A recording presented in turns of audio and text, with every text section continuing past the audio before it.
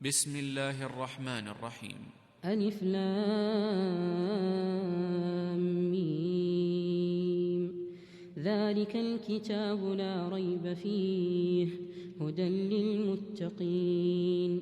الذين يؤمنون بالغيب ويقيمون الصلاة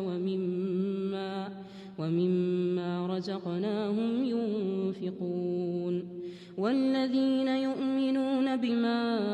أنزل إليك وما أنزل من قبلك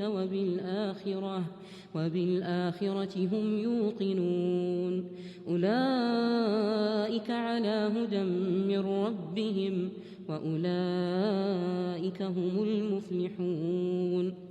إن الذين كفروا سواء عليهم أأنذرتهم أم لم تنذرهم لا يؤمنون ختم الله على قلوبهم وعلى سمعهم وعلى أبصارهم غشاوة ولهم عذاب عظيم ومن الناس من يقول آمنا بالله وباليوم الآخر وما هم بمؤمنين يخادعون الله والذين آمنوا وما يخدعون إلا أنفسهم وما يشعرون في قلوبهم مرض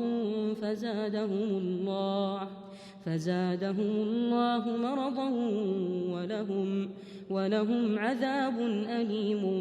بما كانوا يكذبون